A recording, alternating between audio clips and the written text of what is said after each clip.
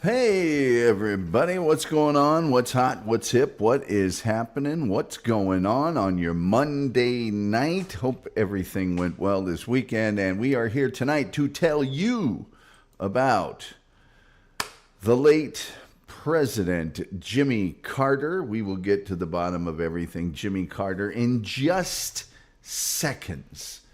Mere seconds. I've got to open up my thing. I've got a lot going on. Jack Hanna-Barbera says George Bush is a great man. Thanks, Jack. I don't know what that has to do with anything, but thank you so much. More than you know. Really, thank you for that. That's helpful. That is super duper helpful on a day when we immortalize the late, great Jimmy Carter, who there's a lot of stuff you don't know about Jimmy Carter that you may or may not want to know, but you're going to know after I'm done.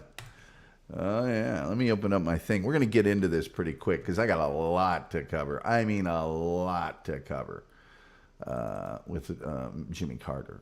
There's a lot because he was alive for a long time, a darn long time.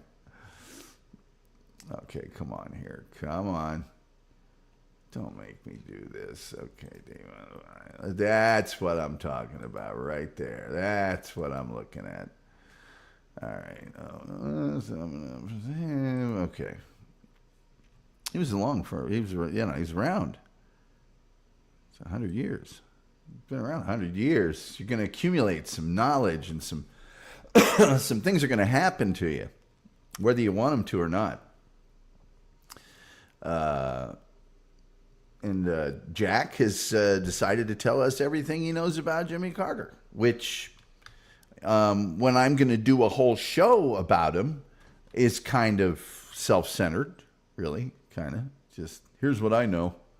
Well, in a minute, you're going to know everything. But thank you again. Thank you. Jack, we haven't seen you here, Jack Hanna-Barbera, in quite some time. And since you've been gone, we should probably alert you to the fact that not everybody's going to get to stay in the chat room on this show. So just a fair warning to you. Just kind of a heads up. I wouldn't push any panic buttons quite yet, but it's a thing. Trust me. You might not want to, you know what I mean? This may be one of those times when you might choose to, what's the term I'm looking for that the kids use? Not make it all about you. We got a deceased president on our hands here. It might not all be about you at the moment. Just throwing that out there. Just spitballing a little bit. Hold on.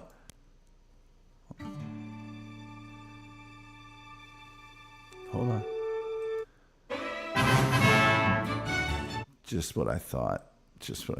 See, we're going to have some La Musica in the background here today while I'm talking about the president.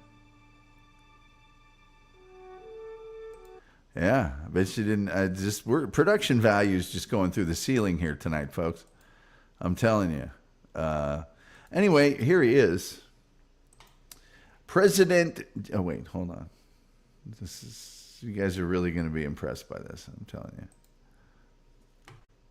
Here we go. Okay, hold on. I got to get everything ready because this is going to be cinematic. Oh, shoot. No, I can make this work. There we go. But I think originally we wanted to do this and then that. Okay. So there. Now we're ready to really get this thing going. Now it's all going to happen, folks. All right, here we go.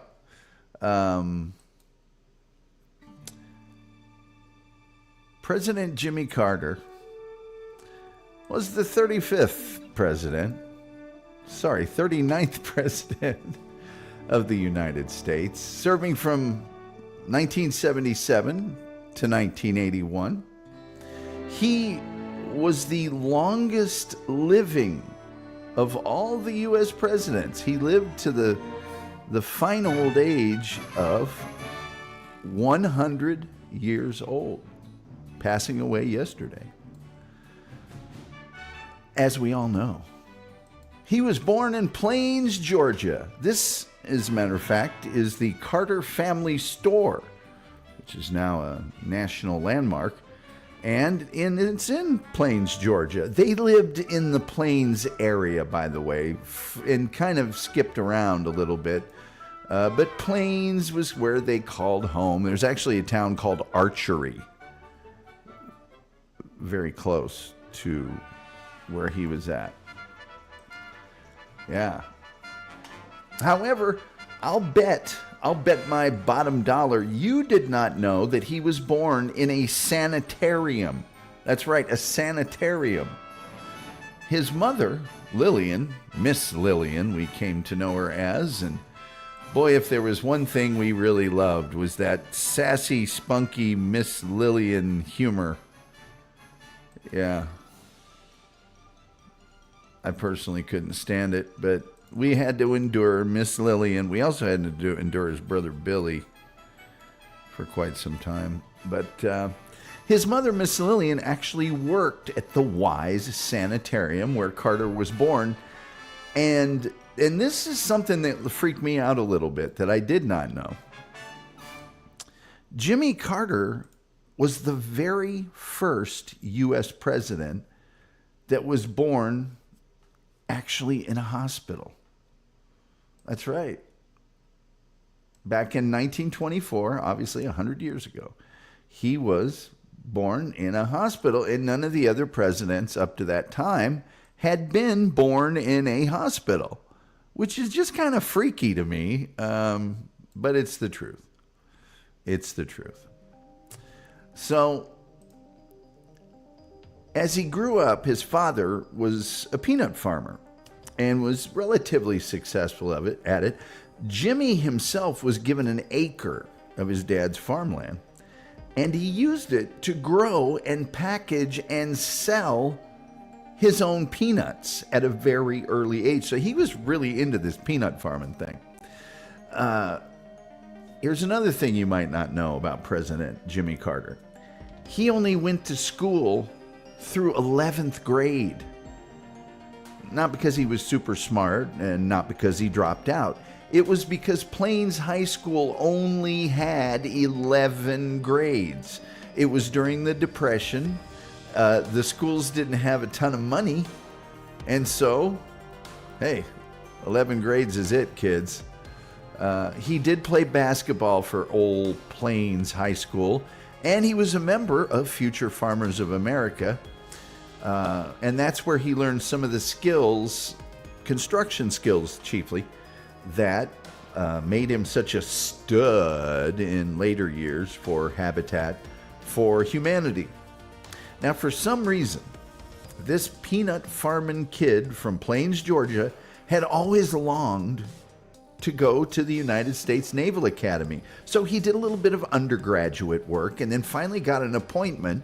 You have to be appointed, sort of, or recommended by a member of Congress. He got an appointment to the Naval Academy and went through, graduated, and got a bachelor's degree from the Naval Academy in 1946. There he is, his wife, who I'll get to here.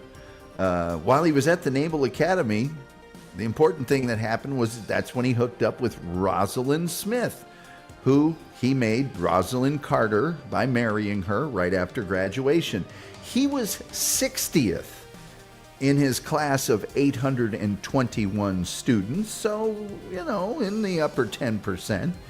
And he was commissioned an ensign upon graduation. He also played something called sprint football for Navy. Now, what sprint football was regular football in every other way, but all the players had to weigh under 178 pounds. It might have been even less. I think it was maybe 150 pounds when Jimmy Carter played sprint football. And they still, by the way, do play sprint football today. At many of the military academies, they'd have the regular football team, and then they'd have the ones for the underweight guys, because they thought it was really important from a competitive standpoint. So a number of things happened to Jimmy Carter during his military service.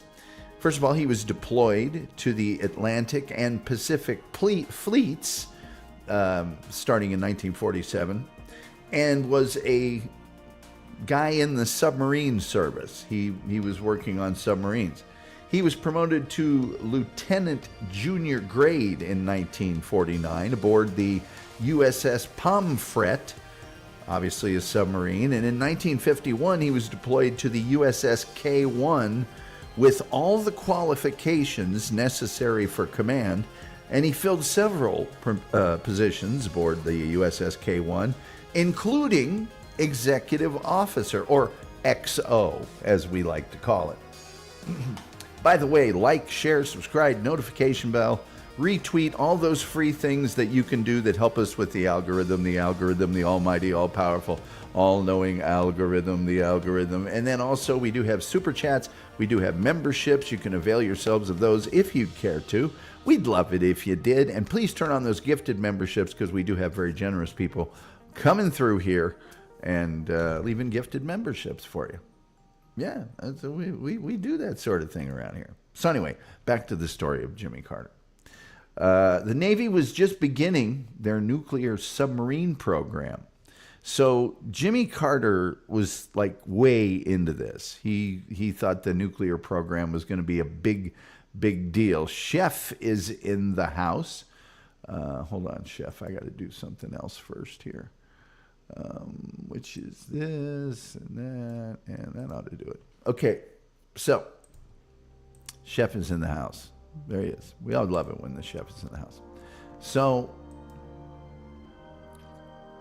this nuclear submarine program for the Navy was just getting started back in the early 50s, all right?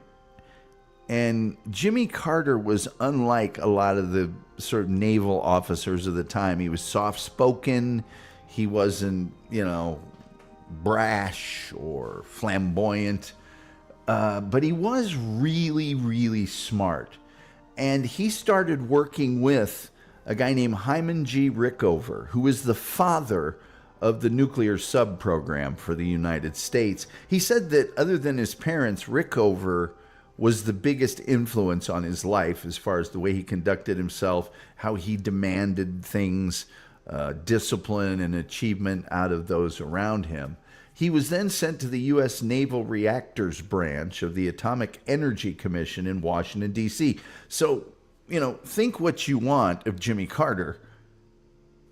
He was like a nuclear engineer for submarines.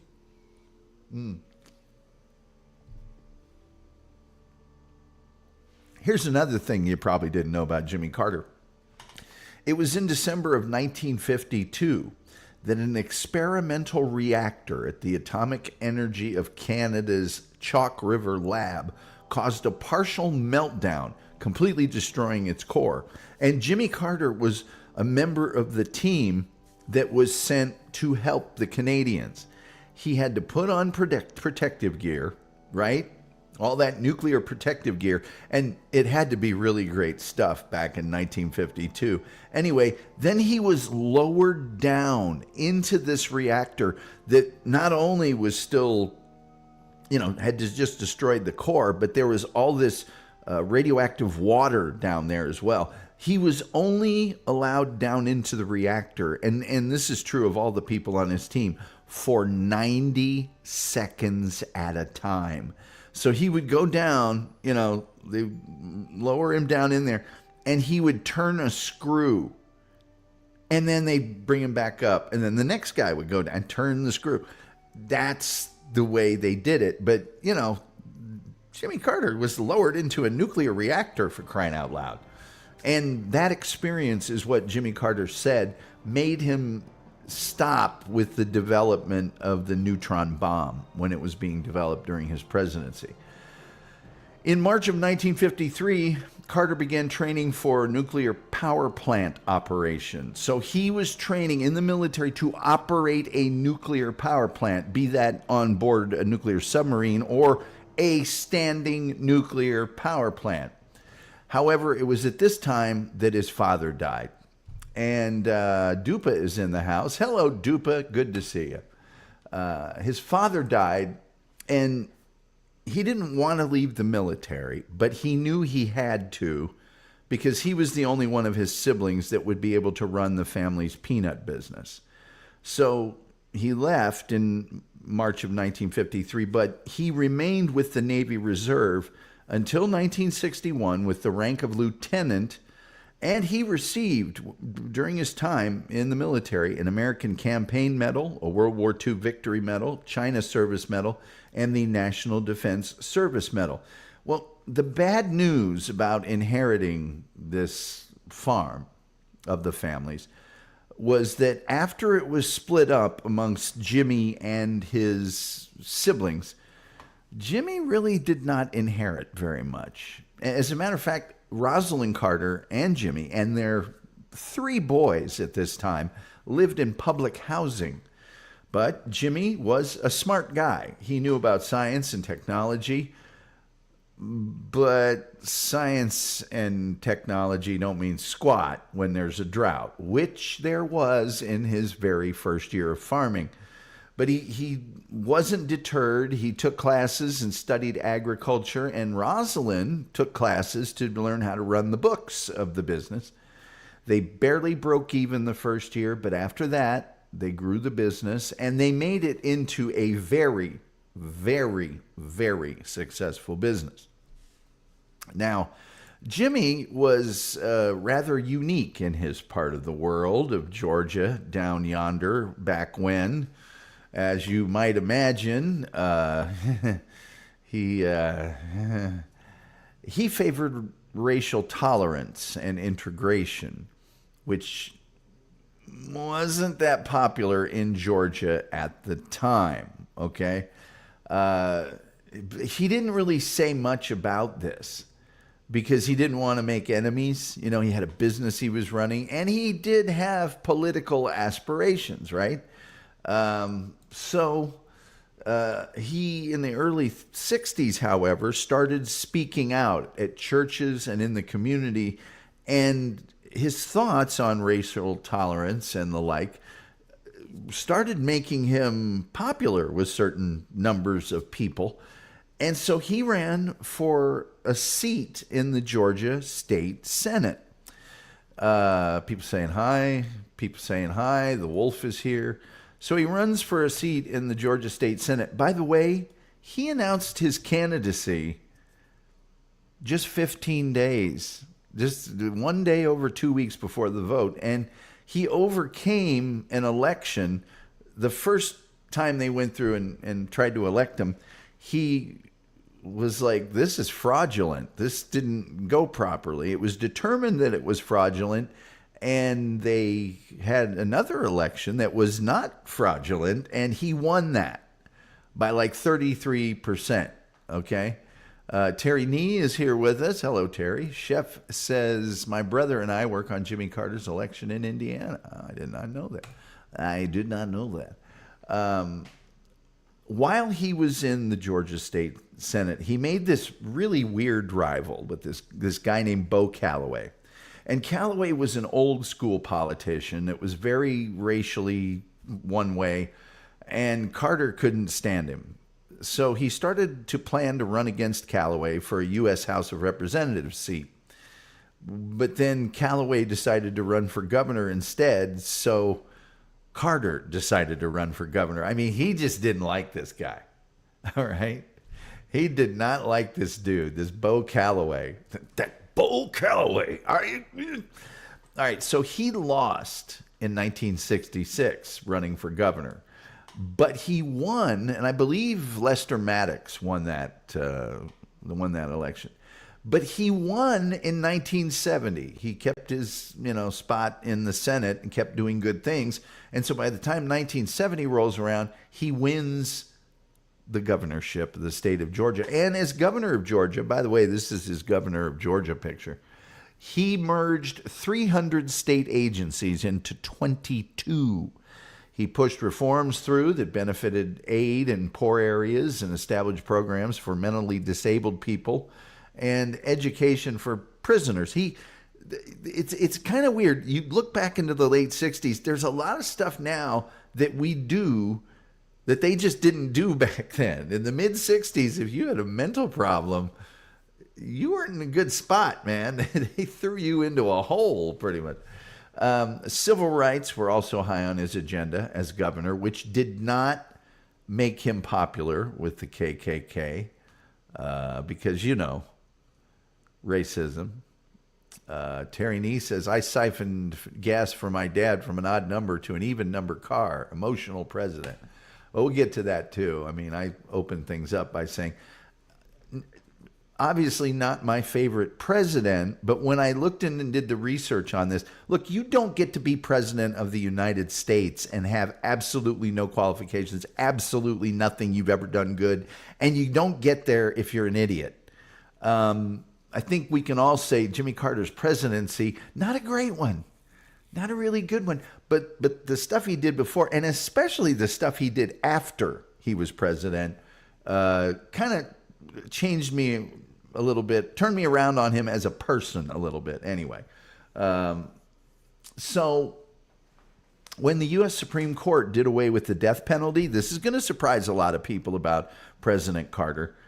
When they did away with the death penalty, you would think that Jimmy Carter was like, oh, that's very good news. I'm glad to hear that.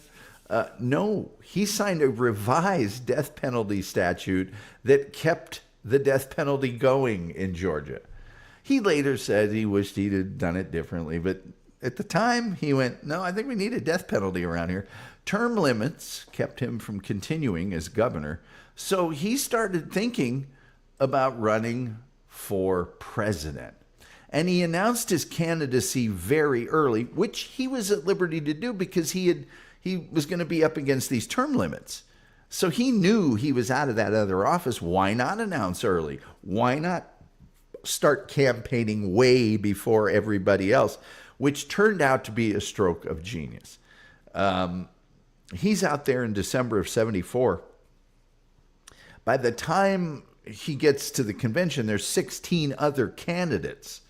And nobody knew who he was. He was a governor of a small southern state, and that's why he always used his full name when he was in an interview or a press conference, whatever it was. I'm Jimmy Carter and I'm running for president. He would always say, Jimmy Carter, Jimmy Carter. People are talking about what Jimmy Carter might do. He always used his full name because people were responding with Jimmy who.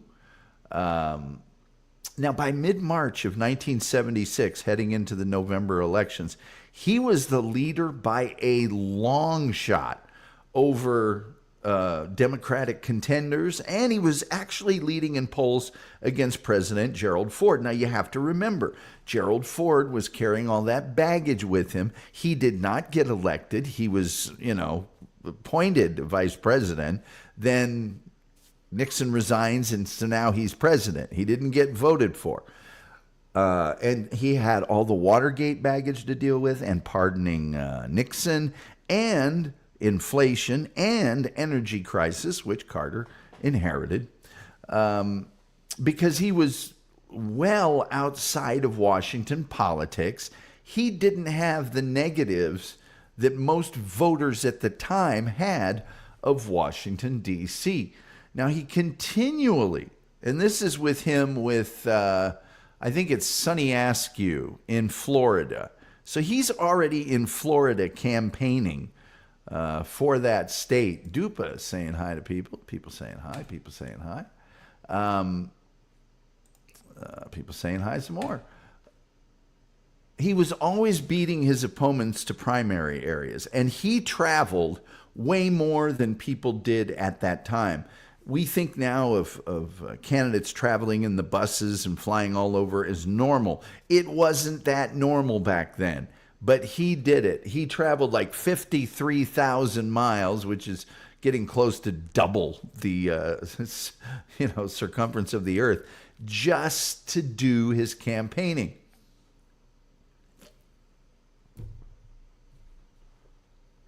So he was first to a lot of these areas, and his moderate views, after he beat everybody to the primary area, he had moderate views that won supporters on both sides of the aisle, particularly after the Watergate scandal and particularly after a lot of the racial divide that we had during the 60s. He was preaching a message of tolerance and racial equality, and he had the track record to prove it in Georgia.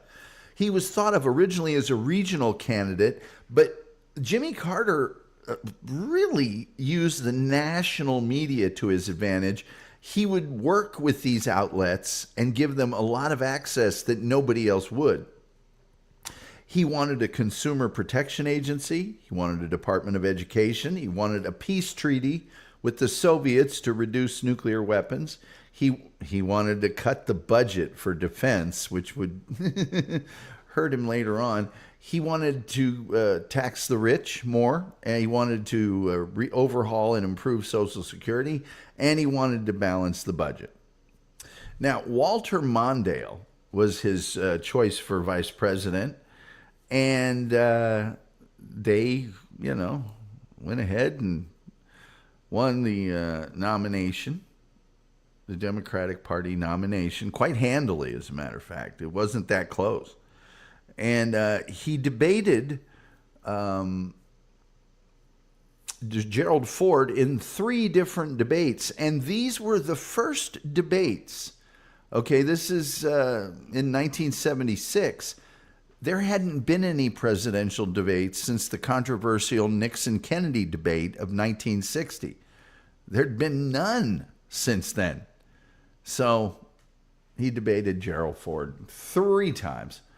In November of 1976, the very month of the election, the very month, he does an interview with Playboy magazine.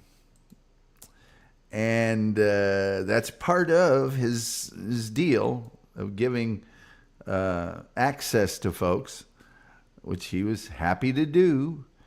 But Playboy, a U.S. presidential candidate, the month of the election, Playboy magazine. In this particular interview, he admitted looking on women with lust in his heart and committing adultery in his heart many times. And this was one of the first big media debates about a candidate's personal life. At the time, it was seen as somewhat like distasteful, shall we say, to have a candidate with their personal life out on display for the world to see. People weren't used to that. And so they didn't necessarily want to see it. And didn't really matter too much because, the election itself was very, very close. Okay. 297 electoral votes for Carter, 240 for Ford. The popular vote was 50.1% to 48%. So now Jimmy Carter is president of the United States. And one of the very first things he did, like the very first day that he was in office, was an executive order which gave unconditional amnesty to Vietnam draft dodgers. So everybody who had dodged the draft for the Vietnam War now had amnesty, meaning we've been out of Vietnam for a number of years. Why don't we let these people come home? And so that's what he did. That's what he done did. Let me see here. I'm waiting for some other, there we go, other pictures. I got other pictures here to show you. Because, StreamYard doesn't want me to show more than 8 pictures at any given time.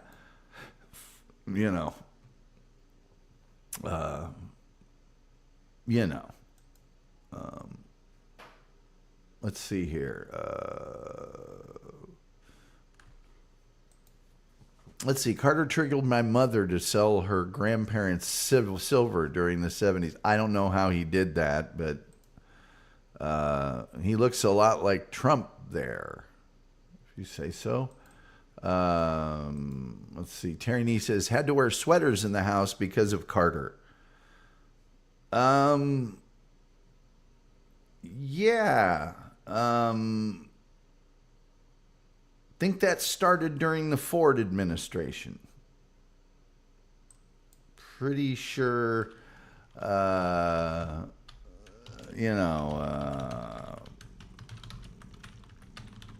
both of those administrations were, hit with a lot of energy stuff. But,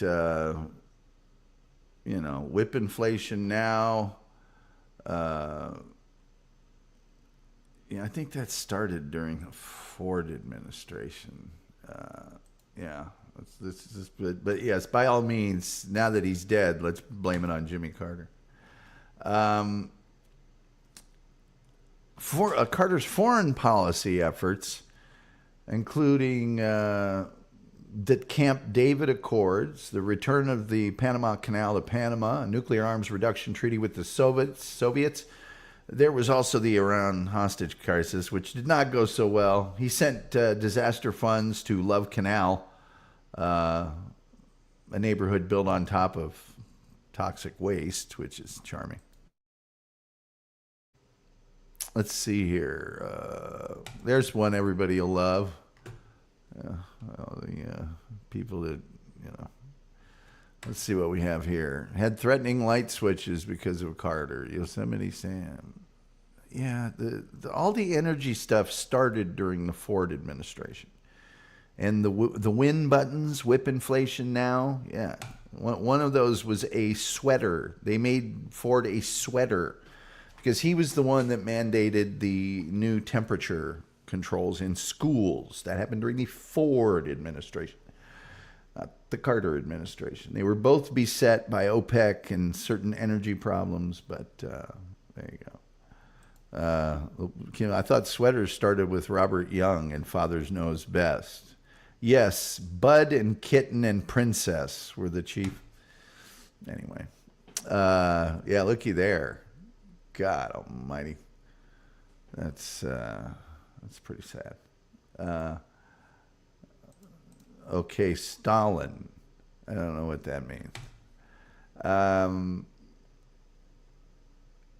The energy crisis did, however, plague Carter's presidency, and Carter did not get along with Congress at all. I mean, he was used to being the governor of a state, where you've got more administrative control and things of that nature. And he would often just blow off their phone calls or trash talk them. He deregulated the airlines, and he also deregulated the beer industry. Yes. Before Jimmy Carter, it was not legal. People could do it, but it was not legal to brew beer the way that we now think of microbrewers or home brewers. There were certain things they couldn't buy in bulk or in the quality or quantity they needed, and certainly making it themselves is a holdover from the Prohibition days. Well, he deregulated that. So like if you're a person that does home brew and all that other stuff, or microbreweries in general, that Jimmy Carter is the one that deregulated all that. He bailed out Chrysler, and he pulled us out of the 1980 Olympics. He founded the Carter Center. By the way, Ronald Reagan took over for him. This is that transition talk that all the presidents have. And it has been not just conjectured upon, but many of the people that were later in Reagan's administration have admitted there were a lot of back channel communications with Iran that were like, hey, don't let the hostages go till we get in office, please. Because that was a really great, campaign point that Reagan could run on, because Carter had the helicopters crashing in the desert and all that other stuff. So there you go. He founded the Carter Center, an organization that is nonpartisan, and the goal of the organization is to improve human rights and end human suffering. Here's a fun fact. He was a personal friend of Elvis Presley. I don't mean like Richard Nixon was, where he would show up for a photo op. They had each other's phone numbers and would call each other and talk on the phone. He even says the last few times he talked to Elvis, he was all barbiturated out and stuff of that nature. And one of my favorite things about Jimmy Carter, and I just hesitate on this. Let me see if I can find it. It's really one of my favorite things about him, and that's the swamp rabbit attack. It is. Let's see here if I can find. Let's see if there's enough photos for me to get something out of this. Well, there are, but the good one, the Associated Press award-winning one, is not available. There's just wide shots. Anyway, it's called the Jimmy Carter rabbit incident, sensationalized as the killer rabbit attack by the press, and it involved a swamp rabbit that aggressively swam toward Jimmy Carter's fishing boat on April 20th, 1979. And this is, of course, starting to get heated up for the elections coming up that year. And that's the last thing that Jimmy Carter needed at the time was a rabbit attacking him and him fending it off with a paddle. The incident caught the imagination of the media after Associated Press White House correspondent Brooks Jackson learned of the story months later. So on April 20th, 1979, during a few days of vacation in his hometown of Plains, Georgia, Jimmy Carter was fishing in a John boat, which is just a kind of a flat rowboat type of thing. You've seen them. They're rectangular. They would be a canoe if they weren't flat-bottomed and rectangular. They've usually got two seats in them. We just call them fishing boats myself, but it was on a pond in his farm, and that's when he saw a swamp rabbit, which Jimmy Carter said must have been fleeing from a predator, and it was swimming in the water, making its way toward him, quote-unquote, hissing menacingly with its teeth flashing and its nostrils flared. So he used the paddle to splash water or strike at it, and it subsequently swam away and got out of the pond. But a White House photographer captured this scene, and Carter was uninjured. The rabbit's okay. Yeah. So anyway, the staff did not believe him. And then they saw photographs of the whole thing.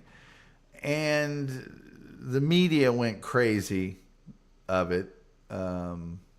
So it's just funny.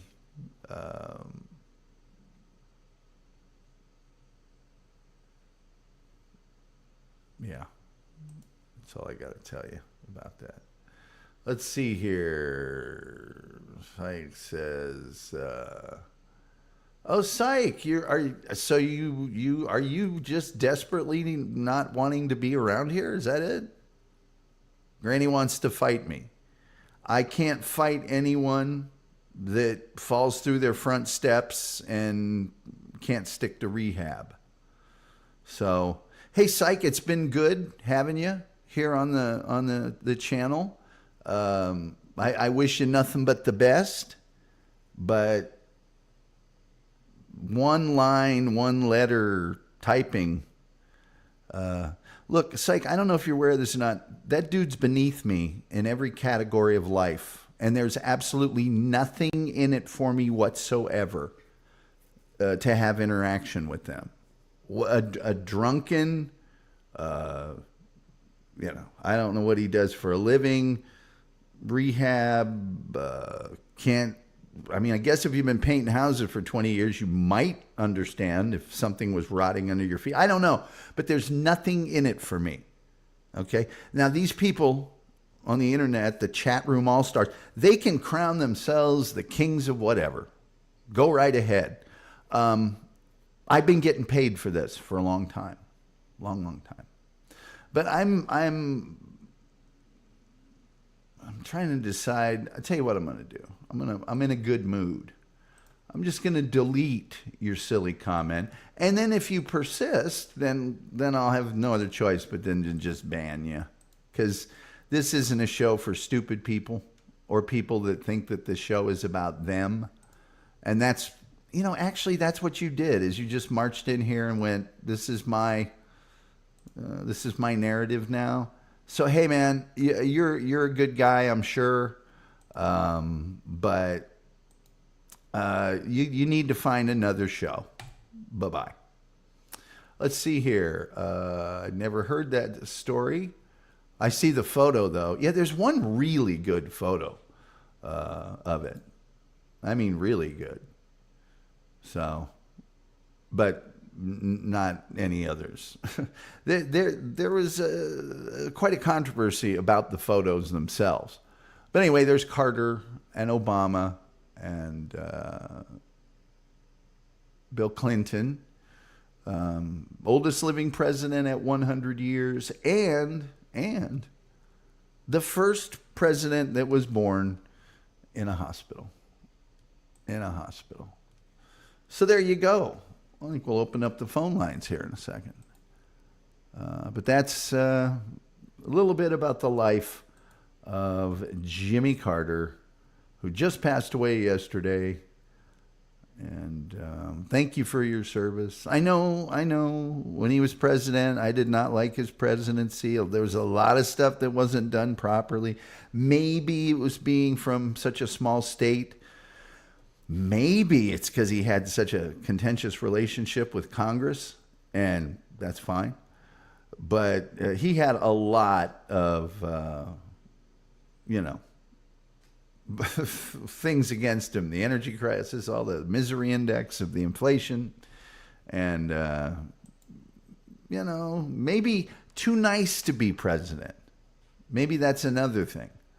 Maybe, but here's the thing about Jimmy Carter. After he was done,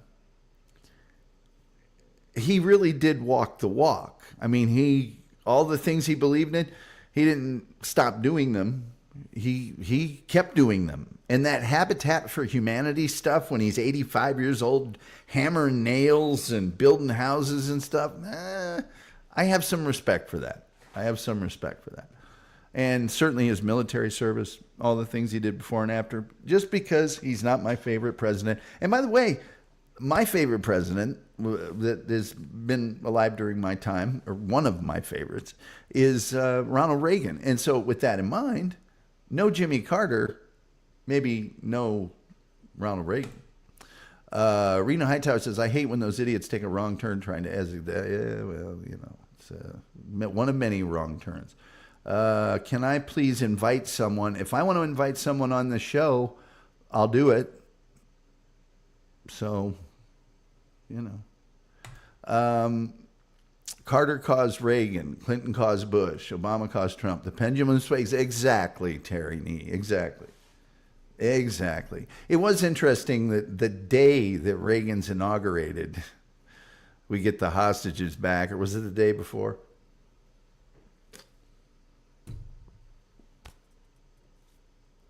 Getting us out of the Olympics. And by the way, when we left the Olympics, I think 65 other countries went with us. That was not a good... All they did was boycott ours. Tom, which president number was Carter? I believe he was the 39th president of the United States. Let me double check that for you, Ronnie Mund. Let me double check that, but I'm pretty sure I'm right about that. Unless I wrote it down incorrectly somewhere else. Tyranny minutes after his inauguration. Yeah, well, Reagan had been pretty vocal about what he was going to do when he got in office. It wasn't going to be a lot of discussion. He was just going to commence to turning it into a parking lot. Let's see here. 39th, that's correct. I was in fact correct. I, in fact, was correct. Yet again, correct. I was. Hey, and since people seem to want to talk about it, I just keep going on and on and on. 500 hours of brand new content uploaded to YouTube every minute, 720,000 hours a day. But this show is now, I guess they're upset because, why? Oh, they might have gotten timed out on another show or this one. And that means they're kind of wimpy, you know. Time me out on every show on the internet, but this one. I'll be fine just doing this one. Other people, how they do their show, that's up to them.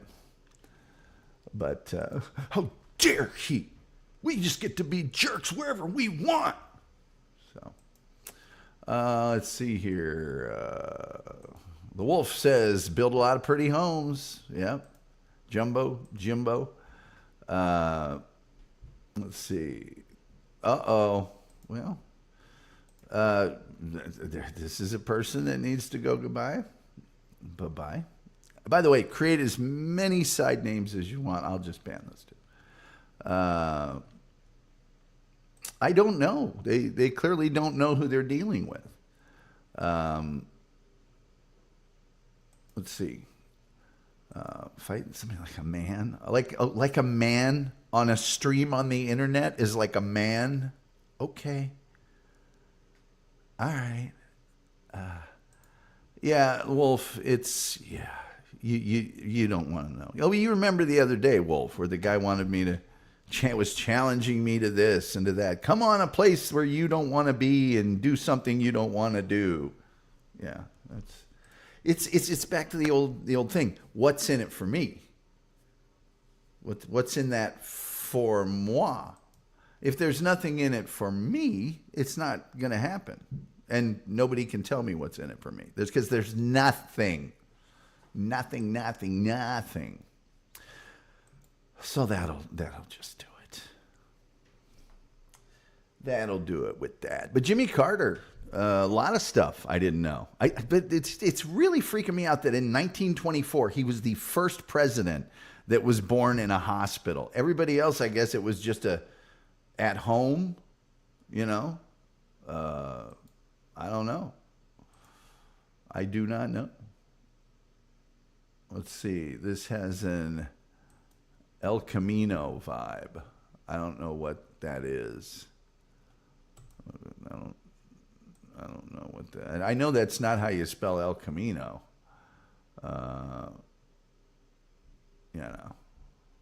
That I do know. Phone lines are open at 972-994-6822. And we'll keep them on for just a little while. But first president and the oldest living president ever.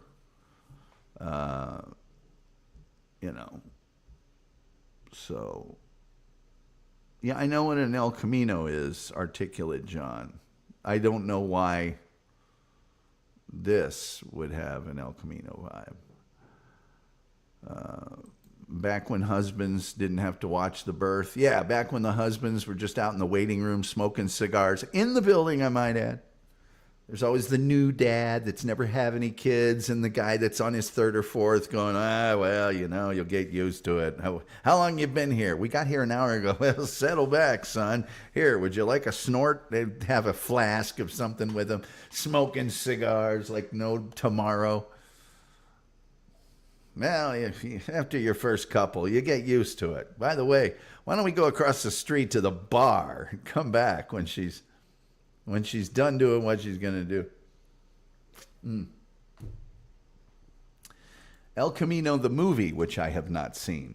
That's the extension to... Is that an extension to Breaking Bad? I haven't seen that movie. I ain't seen that movie. I did get a brand new Blu-ray DVD player for Christmas. One of my relatives sent me one because they know how I love them so much. Chef says, I have 300 people to feed tomorrow. Wow. Must be another one of them big occasions. And he's saying, good night, Gracie. Good night, Gracie. Must be another one of those big occasions. 972-994-6822. By the way, you can like, share, subscribe, notification bell, all those things that help us with the algorithm, the almighty, all-powerful, all-seeing algorithm. And then also super chats, memberships. We'd love it if you did some of those things. But even if you choose not to, please turn on your gifted memberships because people here donate them, and then you can get one. And then you'll be the first on your block. The Wolf says he must know Mr. Marshbanks, our high school janitor that made the mistake reading what a team wrote on the gym. Yes, I remember that. Isn't he the one that told you kids to get off the tarpaulin? The Wolf says, I wonder if the chef could feed me. He could. He doesn't realize how much it's going to take, but he could feed you. Terry Nee, with his typical smart aleck $1 donation, which is actually appreciated. Thank you. We're on the board, ladies and gentlemen. We've broken the seal. We've broken the seal. And by the way, Jimmy Carter lowered into a nuclear reactor whose core has been destroyed amidst all of this nuclear, radioactive water.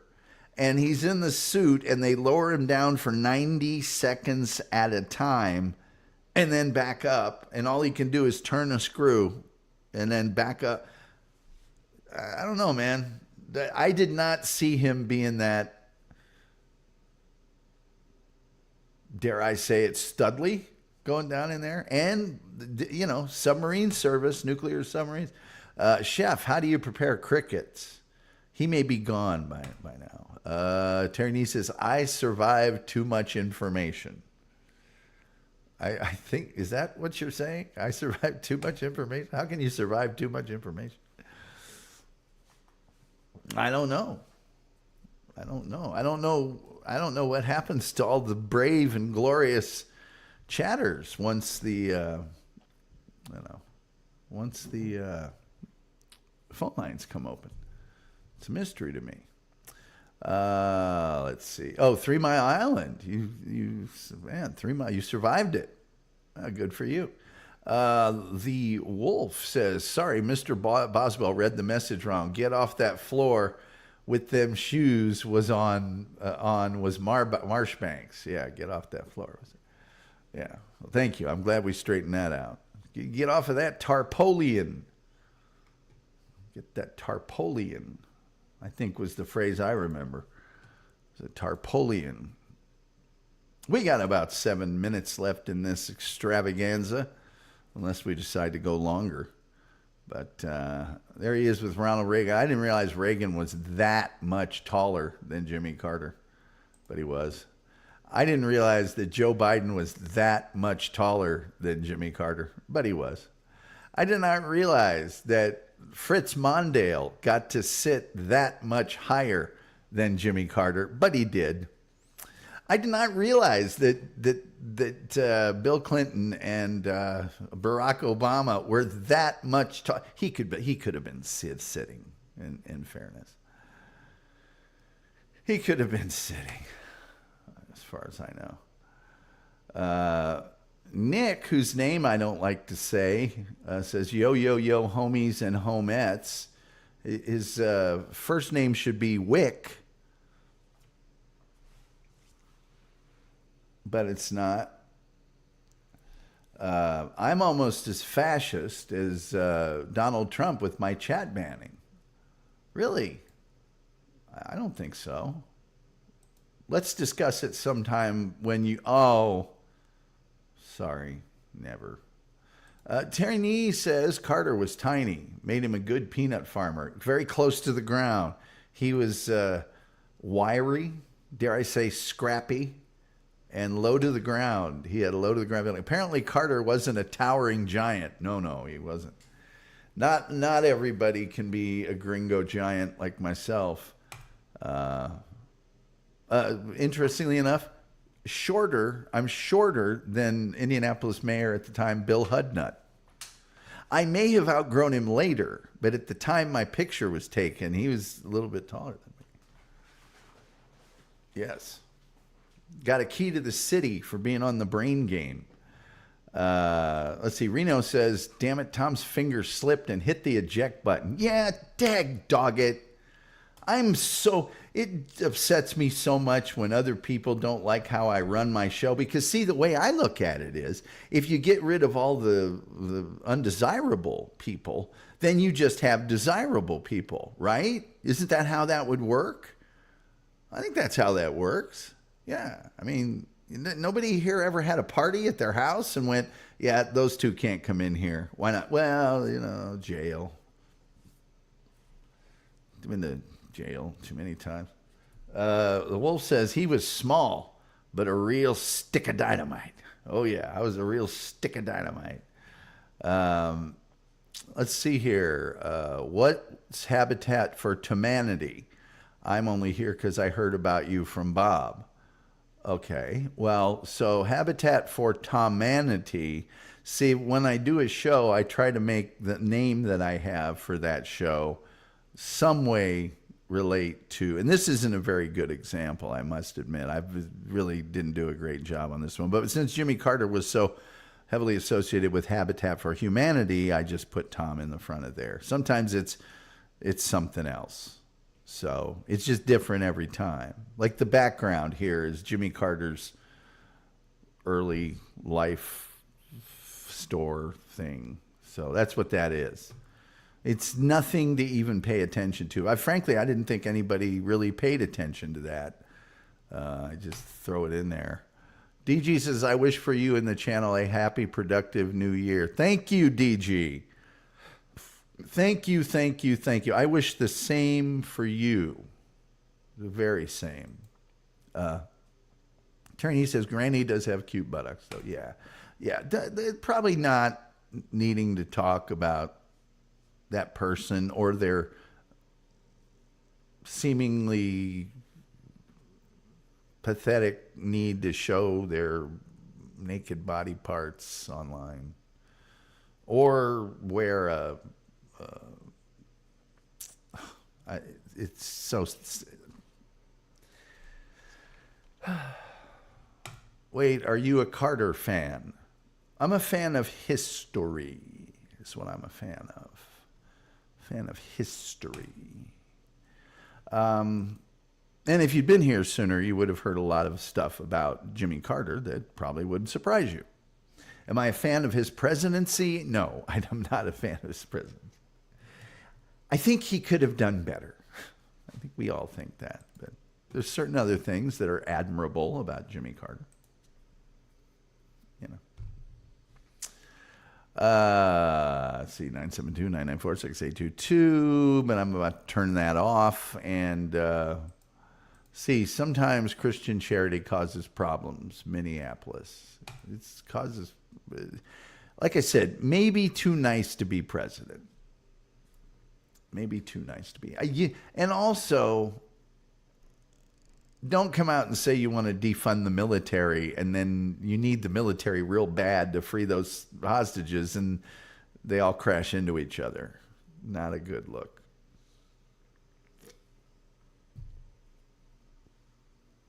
So it was very easy for Ronald Reagan when he was running to say, we need to make our military what it was, blah, blah, blah, da, da, da.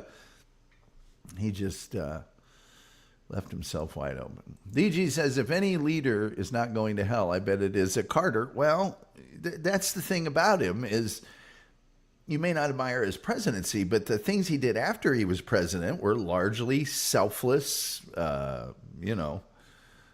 trying to help the world type things. And when you get an 80-some-year-old man out there building houses all day, and as a matter of fact, instructing other people, other politicians and folks that would show up to get a photo op, he'd go, no, you're here all day. And here's how you hammer a nail, incidentally. Rumpled Trenchcoat, always good to see Rumpled Trenchcoat, says, had a long day, so just getting in. I feel like Carter did a lot more good after his presidency than during it. Rumpled, I think a lot of people probably feel that way. And I think if you look at some of the things he did before he was president, those were nice achievements too. But Destois, says, be right back, as if anyone's monitoring her attendance here. Rumpled also, I'd like to do a Columbo show in the coming year. So if you're interested in that, we can use that as an audition to maybe get you involved with some folks in the Ed Robertson type vein. You know what I'm saying. But it'd be great to do a Columbo show with you as special guest star. I think that'd be great. What's on this show tomorrow? Tomorrow is New Year's Eve. And I don't recall specifically. I know I have several shows in advance backed up. Hold on. Don't you lift a finger. I've got it. I got this. 972-994-6822. Come on. Oh, wow. Look at all the stuff I'm not interested in on YouTube. Oh, let's see here. Tomorrow, we will tell you about, the 1971 Steven Spielberg directed movie Duel, starring Dennis Weaver, and a 1958 Peterbilt 281 truck, battling him and his Plymouth Valiant. Yeah. So, yes, I already asked my sister, and she's on board. Awesome. People saying hi. Duel was great. People saying hi. So there we are. There's our little bit about Jimmy Carter. And all the people that just need to get a life. They really do. Maybe fix a front step of a trailer.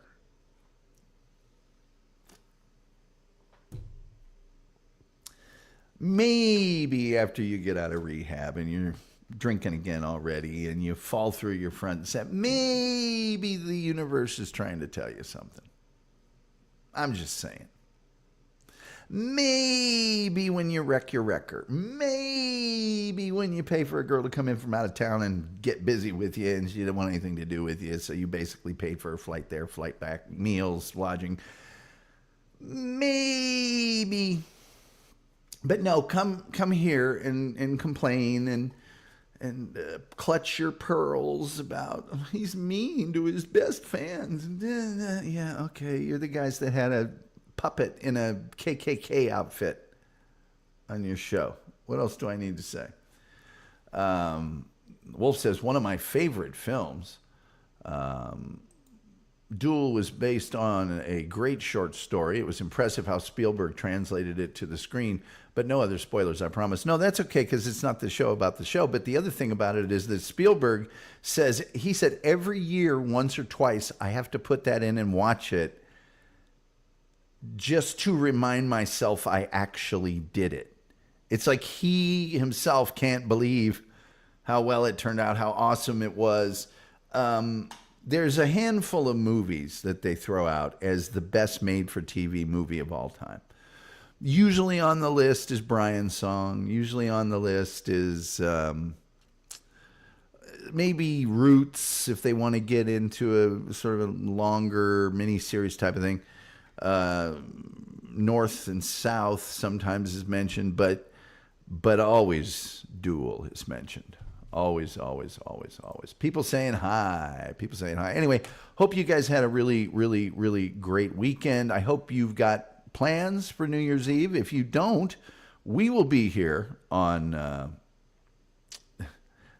Wolf. Hey, maybe those guys are members of the Thunderbolt of Justice. They could be. No, they are claiming they're, just blameless fighters of freedom and glory and all that, and they highly racist, highly homophobic, certain maybe children that weren't ever acknowledged or raised or taken care of in any way. Things that always are indicators of a high level of accomplishment and integrity in the world. Let's see here. I forget what time we're starting on New Year's Day. There is talk here at the headquarters of doing another Tomathon. I haven't, like last time we did it, I booked a ton of guests. I got all sorts of stuff set up for it. I planned for it. In this case, none of those things was done. Absolutely none of them were done. And so Tomathon will start at noon on New Year's Day. So noon, New Year's Day, we will go a maximum of 8 hours, although I do not guarantee that we will do an 8-hour program. We'll do some length of program. If I'm forced to, I will, I'll just call Wolf on the phone and we'll just talk for 8 hours. Let's see here. Bob's aviator jacket says, my favorite president is Jimmy Carter. They must protect our Nordic princesses. Terry says, my squeaky door is available for interviews on that day. I don't know. I think your squeaky door is probably more of a blockbuster event on its own. That squeaky door has got a Q rating that's going through the roof right now.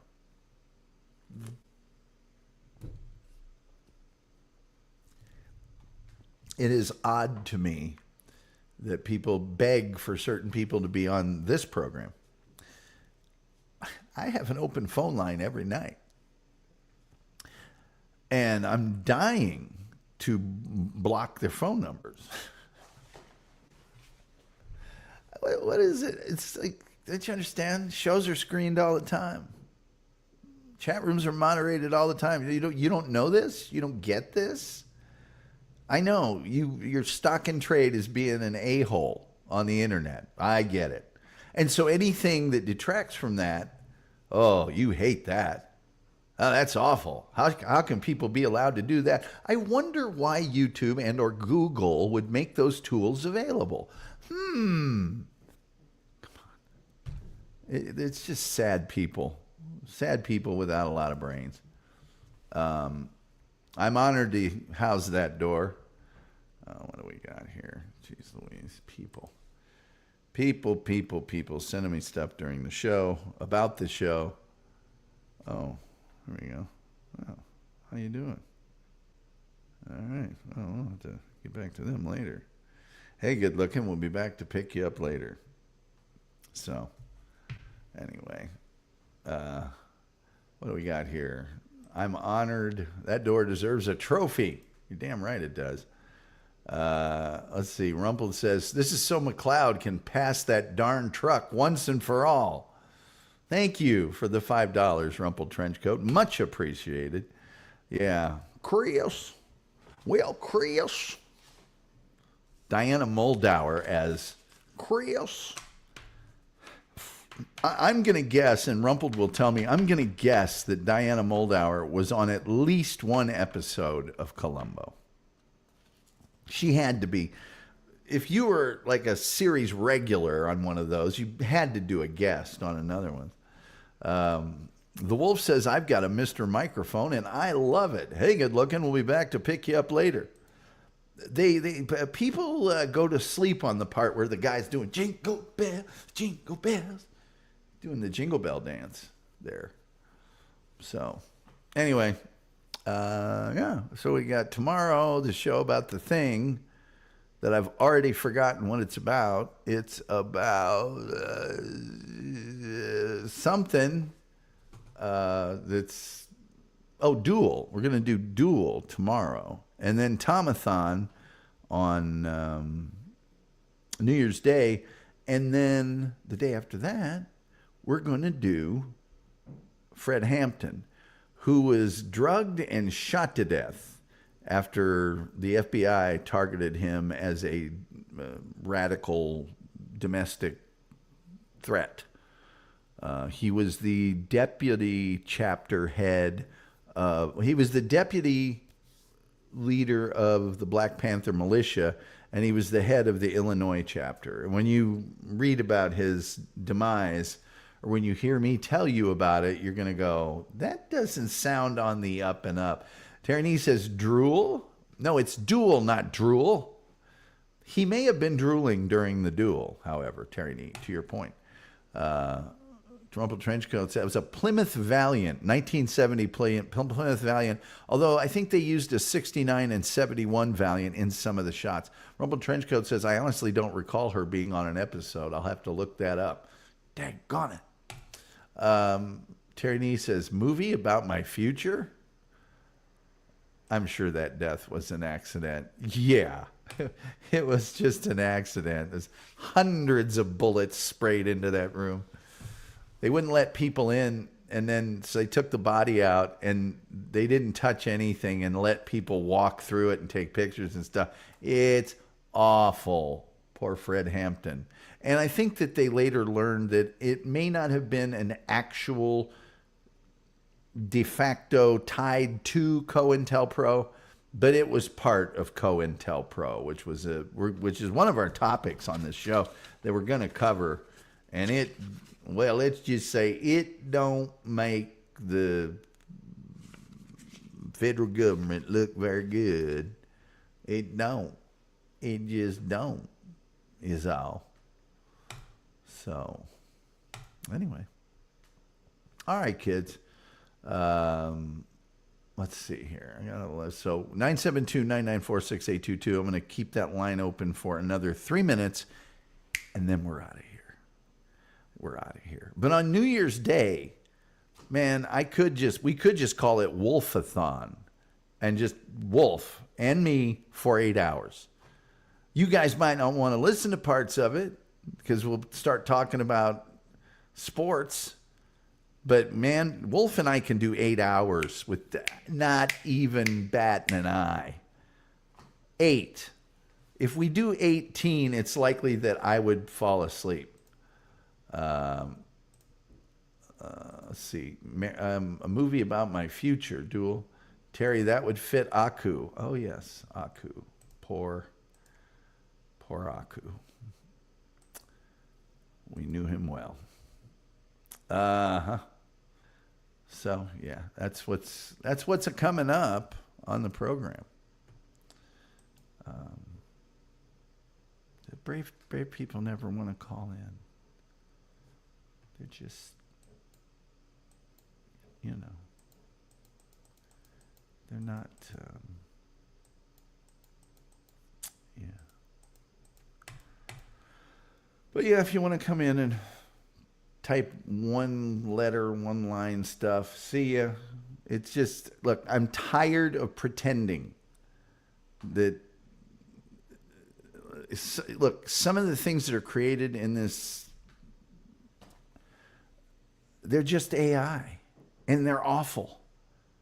You can say whatever you want. I've been the editorial director of a television network, okay? I know crap when I see it. And when it's just footage that's thrown together and people are not used to seeing that done for them, oh, wow, that's great, that's right. No, it's not.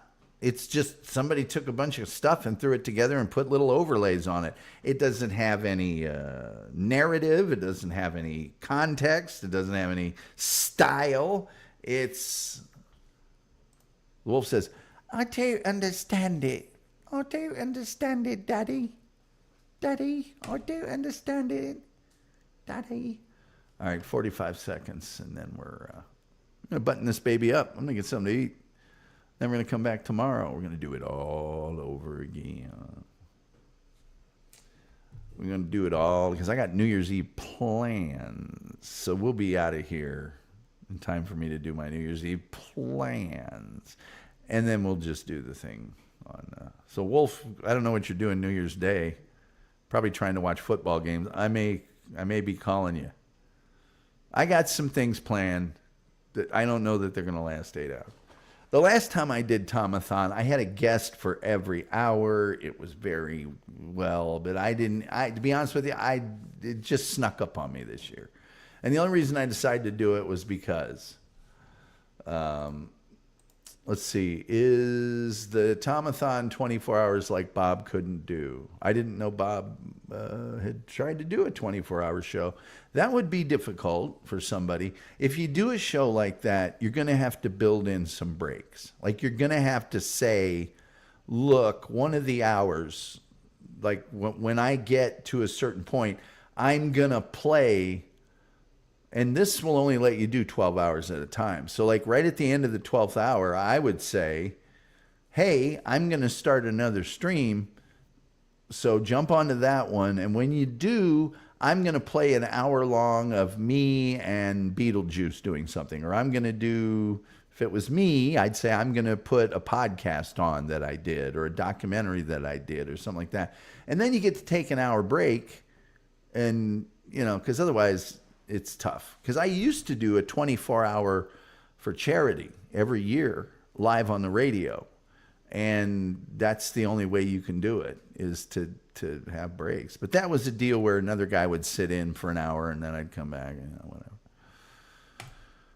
The Wolf says, I can pretend to be different people. There you go. Dupa says, Bob did 14 hours. Well, that's not too shabby. I know I did 8 or 9 with Jesse, PS. And we could have kept going. We just ended it there. But yeah, I get 14 hours, pretty good. That's a pretty fair thing there, especially for a man Bob's age.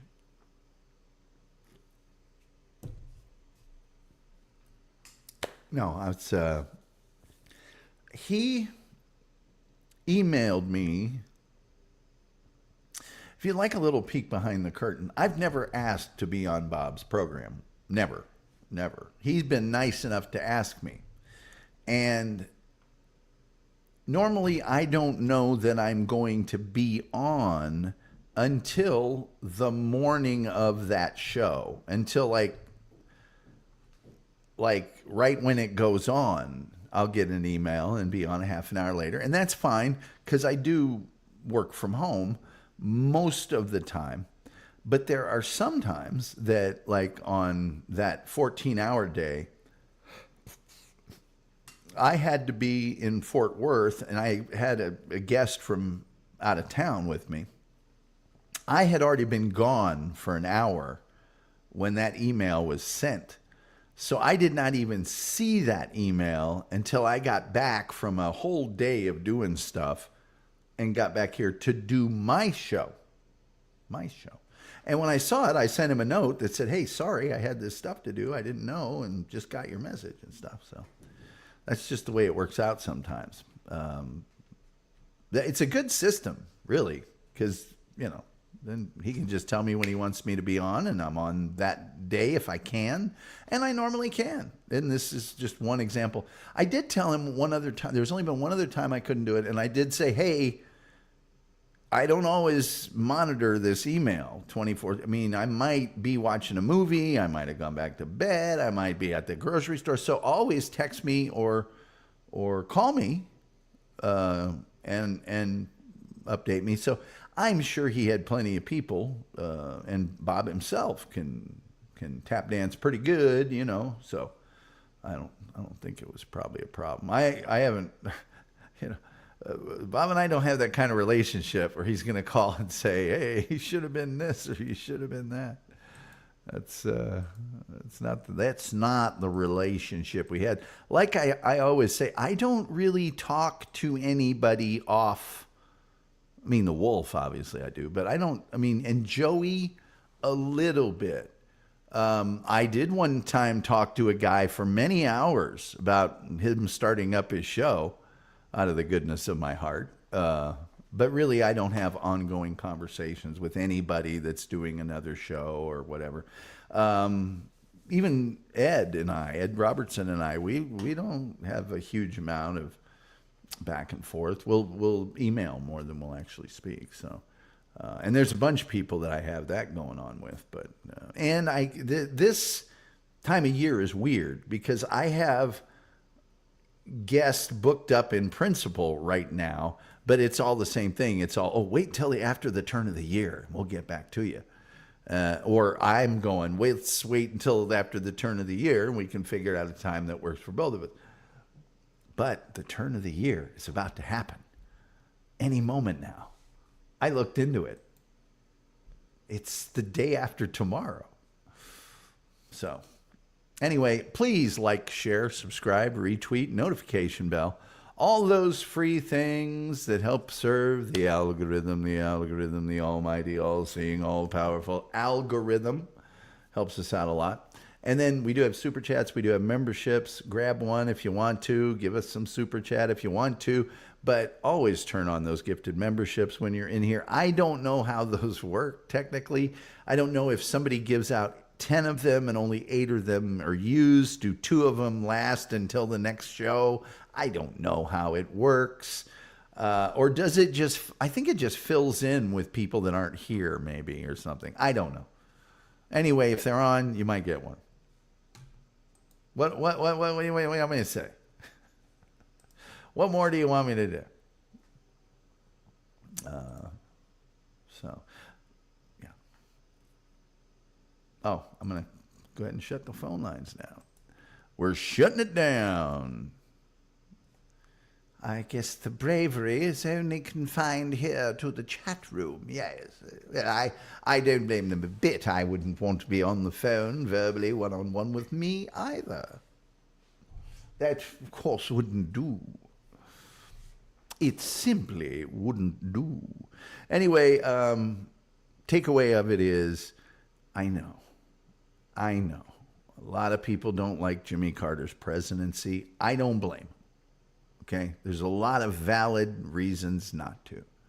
However, if you look at the man over the course of his life, there's a lot to be respectful of there. There is. There really is. So, with all that being said, that old clock on the wall says it's time for me to, like the Reverend Al Green, get on up out of here. You do not have to go home, but you can't stay here. And with all that being said, till next time, we'll see you next time.